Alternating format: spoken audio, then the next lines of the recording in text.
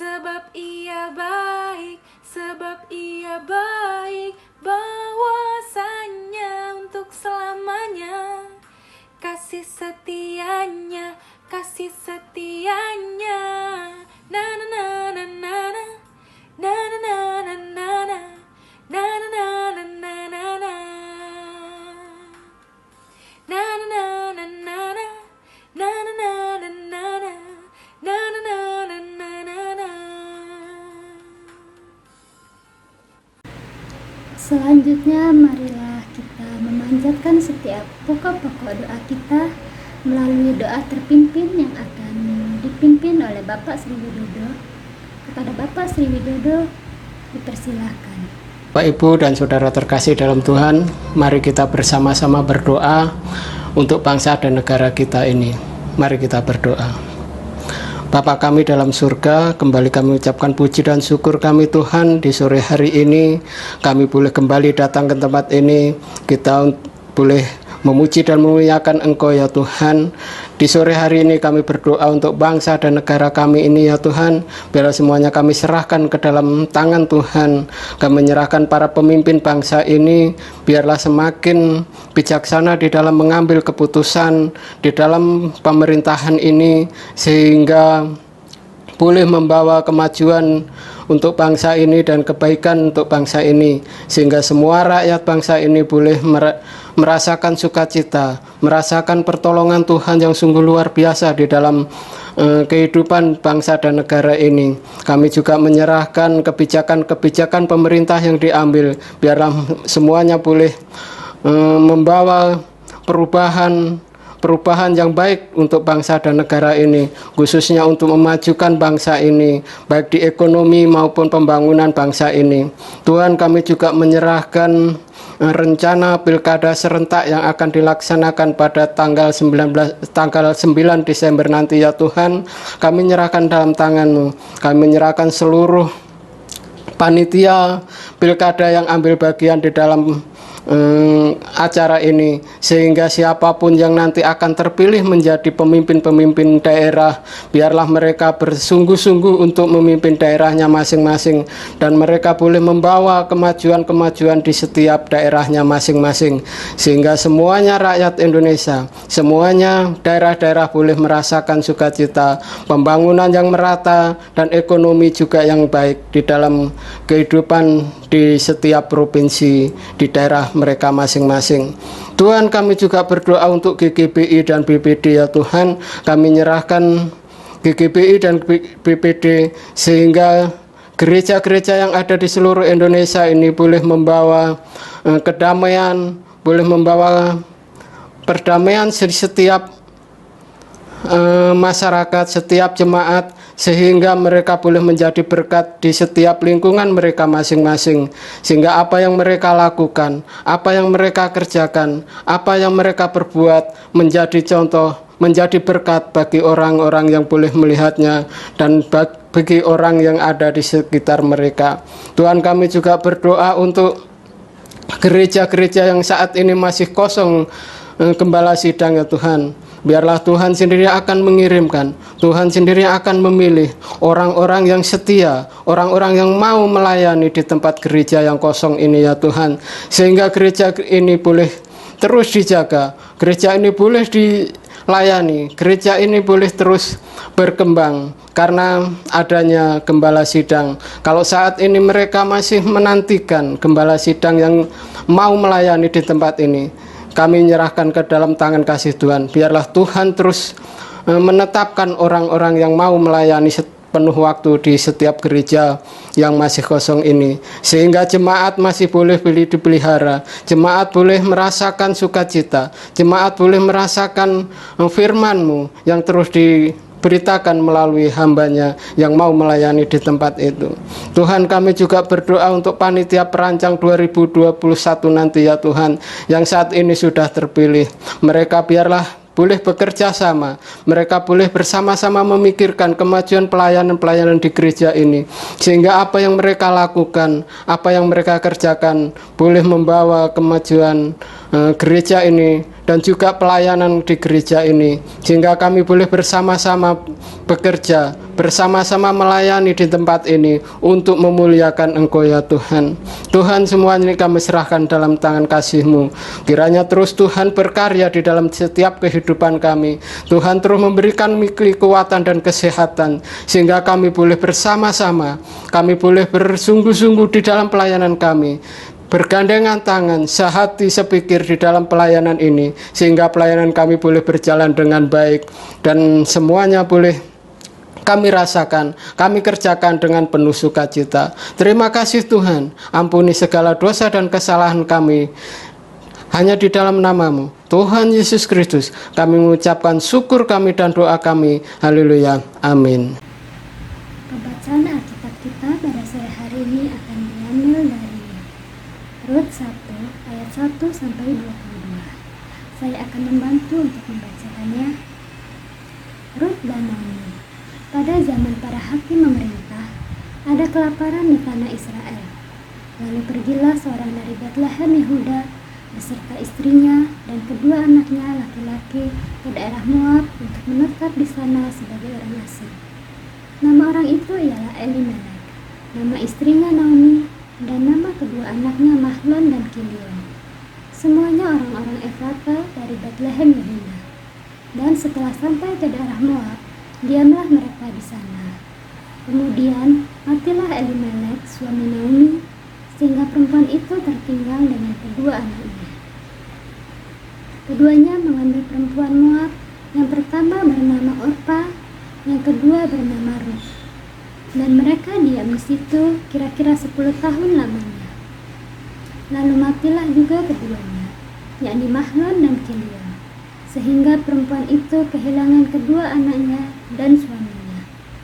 Kemudian berkemaslah ia dengan kedua menantunya, dan ia pulang dari daerah Moab, sebab di daerah Moab ia mendengar bahwa Tuhan telah memperhatikan umatnya dan memberikan makanan kepada mereka.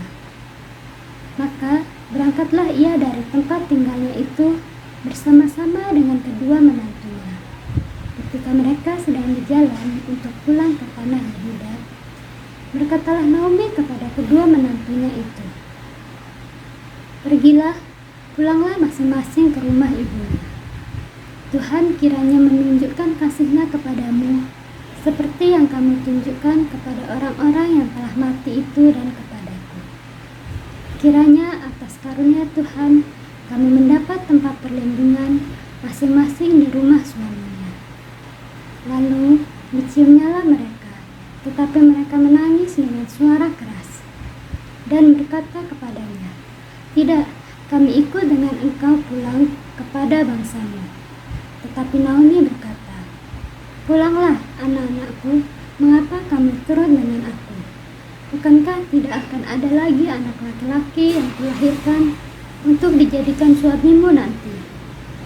Pulanglah anak-anakku, pergilah, sebab sudah terlalu tua aku untuk bersuami. Seandainya, pikirku,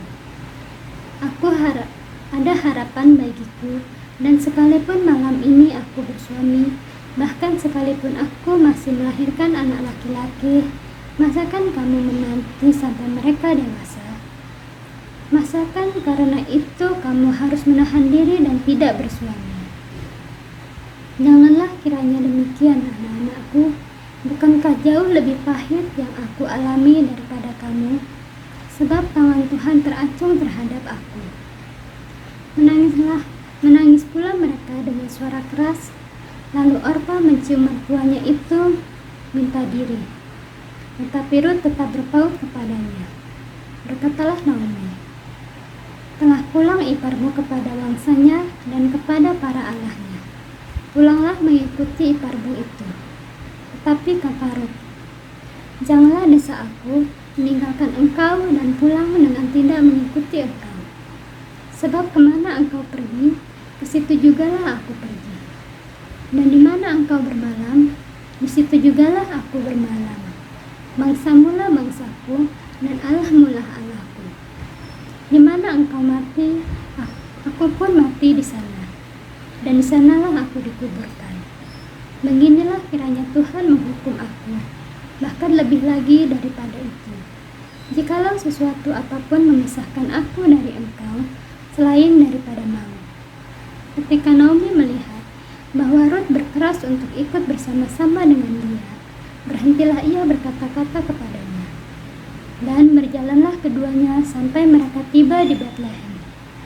Ketika mereka masuk ke Betlehem, gemparlah seluruh kota itu karena mereka dan perempuan-perempuan berkata, "Naomi-kah itu?" Tetapi ia berkata kepada mereka, "Janganlah sebutkan aku Naomi, sebutkanlah aku Mara, sebab Yang Maha Kuasa telah melakukan banyak yang pahit kepadaku. Dengan tangan yang penuh aku pergi, tetapi dengan tangan yang kosong Tuhan memulangkan aku. Mengapakah kamu menyebutkan aku Naomi? Karena Tuhan telah naik saksi menentang aku, dan Yang Maha Kuasa telah mendatangkan malapetaka kepadaku." Demikianlah Naomi pulang bersama-sama dengan Ruth, perempuan Moab itu, menantunya, yang turut pulang dari daerah Moab. Dan sampailah mereka ke Betlehem pada permulaan musim menuai jelai.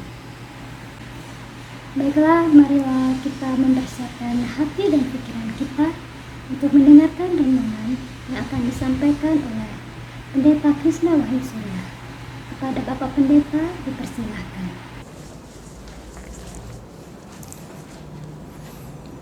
Bapak Ibu Saudara yang dikasihi Tuhan, Shalom. Kiranya Tuhan terus memberkati jemaat Tuhan sekalian. Dan hari ini kita memasuki suatu pembelajaran di mana minggu lalu atau hari Minggu yang kemarin kita telah belajar, yaitu dari kitab Rut. Maka kebenaran firman Tuhan pada malam hari ini menjadi renungan kita, suatu pengantar yang baik saya pikir, berkaitan dengan kehidupan Rut, satu kisah singkat di dalam perjanjian lama, namun menghubungkan atau menjadi satu penghubung yang begitu indah ketika kita segera memasuki masa Natal. Sebab ternyata bahwa di dalam tema kita atau tema Natal kita tahun ini, Natal bersama Matius, yang artinya kita akan belajar banyak dari kitab Matius berkaitan dengan Natal. Di dalam Matius yang pertama disebutkan nama perempuan, yaitu Rut, menjadi nenek moyang untuk Mesias itu.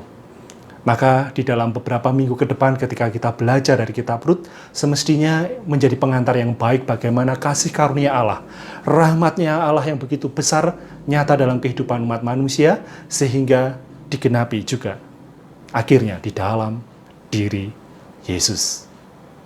Bapak Ibu Saudara yang dikasihi Tuhan, jika kita hidup di dalam pilihan demi pilihan yang ada di dalam setiap langkah kehidupan kita, pernahkah Bapak Ibu Saudara mengingat atau melakukan sesuatu, yaitu pilihan yang mungkin akan berdampak besar dalam kehidupan Anda? Pilihan demi pilihan mungkin ada yang sederhana, menengah, atau bahkan mungkin ekstrim pernah Anda lakukan. Pada masa kini, misalkan seorang anak yang baru lulus SMA akan mau kuliah, dia menempatkan diri dalam satu pilihan. Kemanakah ia akan pergi? Apakah akan keluar kota? Jurusan apa yang akan ia pilih? Atau fakultas atau universitas mana yang akan dia tuju? Mungkin itu suatu pilihan-pilihan yang akan menentukan masa depan seseorang. Mungkin yang sedikit lebih ekstrim lagi, ketika seseorang akan menikah, dia akan memilih bahwa aku akan menikah dengan dia atau tidak. Apakah ini pilihanku yang tepat untuk suatu kehidupan sepanjang masa bersama dia, calon suami atau istriku? Ketika dia memilih, saya pikir salah satu pilihan yang cukup besar dalam diri seseorang adalah ketika ia menikah. Mungkin juga pilihan yang lain ketika mau berbisnis, atau mungkin memutuskan untuk bekerja di satu tempat. Itu juga suatu pilihan-pilihan besar. Namun coba kalau sampai pilihan itu mengharuskan Anda untuk suatu tingkat yang saya katakan tadi ekstrim, pilihan ekstrim. Misalnya, sampai Anda harus bekerja di luar negeri, atau bahkan mungkin suatu pilihan ekstrim yaitu berkaitan dengan iman. Ketika Anda memutuskan untuk meninggalkan yang lama, kemudian beriman kepada Yesus Kristus. Saya pikir itu adalah suatu pilihan ekstrim yang sungguh luar biasa. Dan jika Anda pernah mengalami itu, saya yakin ada sesuatu luar biasa yang juga saudara alami. Nah, Bapak Ibu Saudara dikasih Tuhan, kitab Rut menolong kita. Walaupun background atau settingnya adalah suatu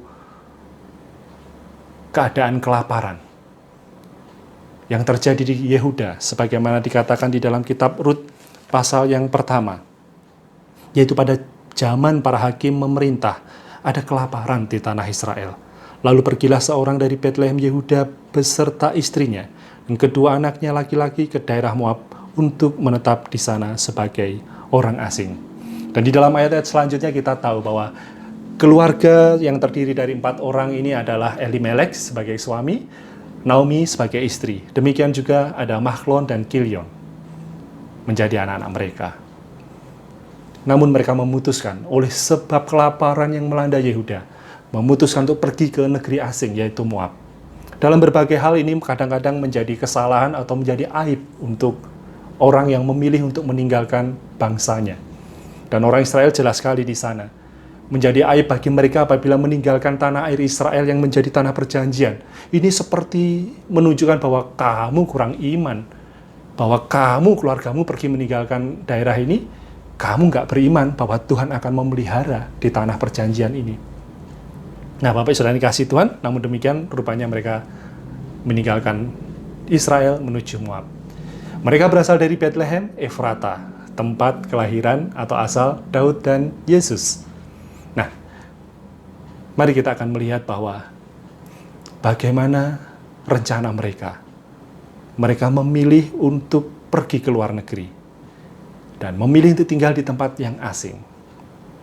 Pilihan seperti apa yang mereka lakukan atau mereka hadapi? Apa konsekuensi dari pilihan mereka? Jelas sekali di dalam ayat 6 sampai dengan ayat yang ke-22. Pilihannya rupanya pilihan yang boleh dikatakan kita nilai sekarang sebagai suatu pilihan yang salah, suatu pilihan yang buruk. Karena apa? Datang untuk mencari roti, datang untuk mencari makanan, tetapi kematian yang mereka dapatkan. Secara singkat kita dapat tahu bahwa akhirnya Elimelek mati, meninggalkan Naomi dan anak-anaknya menjadi janda dan yatim. Walaupun kemudian anak-anaknya mengambil perempuan, ini kesalahan berikutnya. Karena orang Israel sebenarnya tidak boleh untuk mengambil istri dari bangsa lain. Namun mereka, Mahlon dan Kilion, mengambil Rut dan Orpa menjadi istri-istri mereka. Nah, Bapak Saudara dikasih Tuhan, maka dari rentetan kasus pilihan-pilihan yang salah mendatangkan kematian, kemudian bahkan dianggap sebagai hukuman atau aib, mereka melanjutkan. Dan sekarang selanjutnya adalah Mahlon dan Kilion pun mati. Kini tinggallah Naomi sebagai janda, dan hanya dengan anak mantunya, Orpa dan Rut. Maka seraya ketika didengarnya bahwa Yehuda telah dipulihkan, Allah telah memberkati kembali Yehuda, tanah airnya, dari Naomi, maka Naomi memutuskan untuk pergi kembali ke kampung halamannya, Bethlehem Efrata. Bapak Ibu Saudara yang dikasihi Tuhan, dengan kasih yang begitu mendalam, Orpa dan Rut memohon untuk dapat mengikut kepada Naomi. Namun Naomi mendesak mereka untuk kembali pulang, karena nggak mungkin aku akan memberikan kepadamu pengayoman. Karena kalaupun aku nanti menikah, aku punya anak lagi, masakan kamu akan menunggu sampai anakku besar. Nggak mungkin, pulanglah. Nah, berbagai conversation atau percakapan diadakan di sana. Pada akhirnya Orpa memutuskan untuk kembali ke Moab, tetapi Rut nggak dapat dibujuk. Rut mengambil pilihan untuk tetap bersama Naomi. Dan inilah sebenarnya pilihan luhur dari seorang janda Moab, Rut, yang patut kita akan jadikan acuan, penyeimbang, atau juga komparasi dari pilihan yang sudah diambil oleh Elimelek di awal tadi. Kini Rut mengambil suatu pilihan, yaitu apa? Pertama, aku akan mengikut kemana engkau pergi. Aku akan menjadikan bangsamu Naomi menjadi bangsaku. Aku akan menjadikan Allahmu Naomi menjadi Allahku. Nah, Bapak Ibu Saudara dikasihi Tuhan, bahkan dikatakan, kalau engkau mati di sana, aku juga akan mati di sana. Kamu dikuburkan di sana, aku juga akan dikuburkan di sana. Begitu mulia ya pilihan ini. Suatu pilihan yang ekstrim menurut saya. Bahkan yang terakhir, dia berkata apa? Jangan ada satupun yang dapat memisahkan kita selain dari kematian. Ini seperti janji pernikahan ya. Jadi memang ketika seorang Ruth memutuskan untuk menikahi anaknya Naomi, ini memautkan diri kepada suatu keluarga besar di mana dia nanti akan terlibat di sana. Dan bukan saja secara fisik, tapi sekarang melibatkan keputusan rohani. Karena apa? Allahmu akan menjadi Allahku. Ini menempatkan Ruth, seorang yang bukan Yahudi, masuk ke dalam Yahudi. Saya sebutkan dalam hari Minggu kemarin bahwa ini disebut proselit. Proselit adalah orang yang bukan Yahudi atau di luar Yahudi yang secara sukarela masuk ke dalam Yahudi, rela untuk mengikuti ajaran Yahudi, agama Yahudi, adat Yahudi dan sebagainya.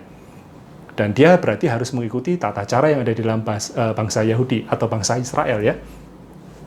Ini suatu pilihan iman menurut saya, suatu pilihan yang ekstrim, tetapi sekaligus luhur dan mulia ketika kita tahu siapa yang dipilihnya. Tidak lain adalah Allah yang sejati. Nah, memang setting ditutup di dalam pasal 1, ketika mereka kembali ke Yehuda, tiba di sana, Naomi disambut dengan sorak-sorai dan gembira.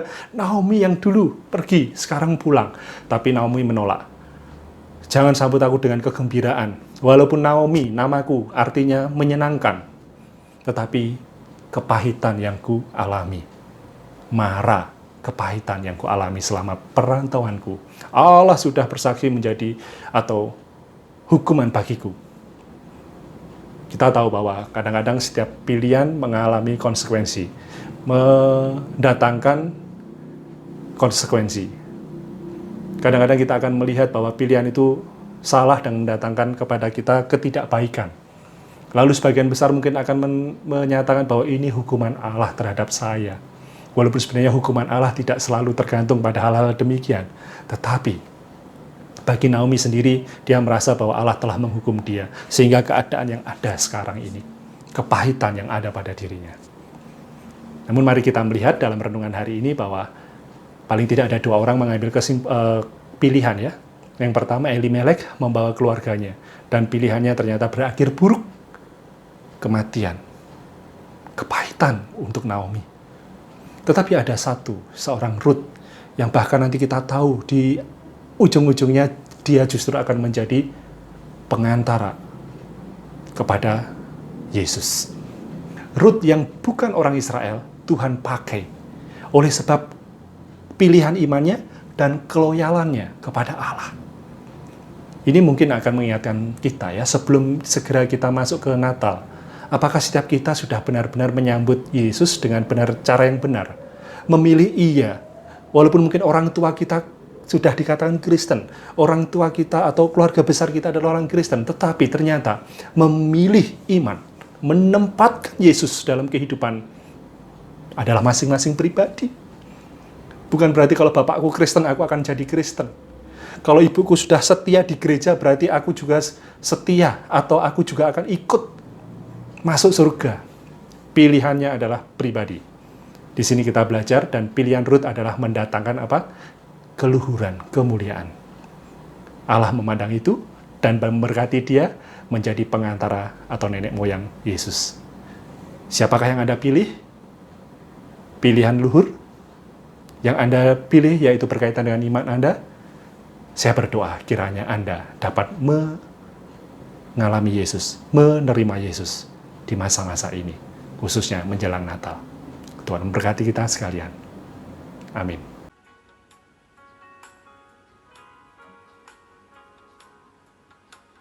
Yesuslah Tuhan yang layak ditinggikan, layak disembah oleh suku-suku bangsa. Dengan darah-Mu Kau telah tebus dosaku, genapi Tuhan firman-Mu atas negeriku.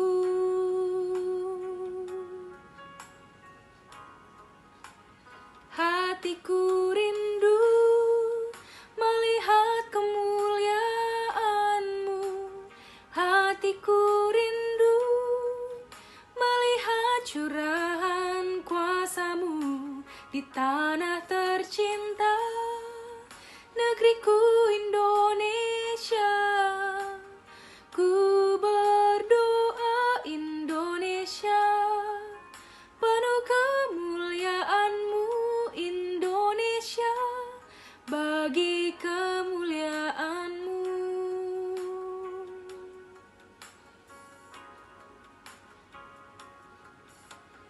Yesuslah Tuhan yang layak ditinggikan, layak disembah oleh suku-suku bangsa.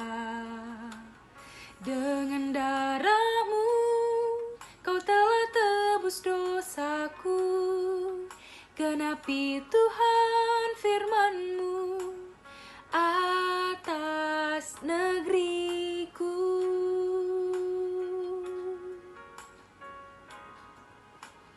Hatiku rindu melihat kemuliaan-Mu. Hatiku rindu melihat curahan kuasa-Mu di tanah tercinta, negeriku Indonesia. Ku berdoa Indonesia, penuh kemuliaan-Mu Indonesia, bagi kemuliaan-Mu. Ya Allahku, nyatakan kemuliaan-Mu. Ya Allahku, nyatakan curahan kuasa-Mu di tanah tercinta, negeriku Indonesia. Ku berdoa Indonesia, penuh kemuliaan-Mu Indonesia, bagi kemuliaan-Mu.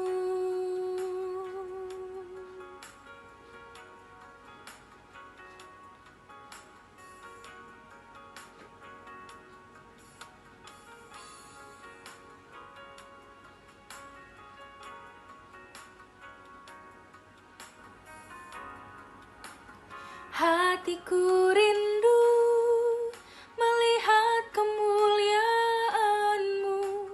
Hatiku rindu melihat curahan kuasa-Mu di tanah tercinta, negeriku Indonesia. Ku berdoa Indonesia, penuh kemuliaan-Mu Indonesia, bagi kemuliaan-Mu. Ku berdoa Indonesia, penuh kemuliaan-Mu Indonesia, bagi kemuliaan-Mu. Indonesia, bagi kemuliaan-Mu. Indonesia, bagi kemuliaan-Mu.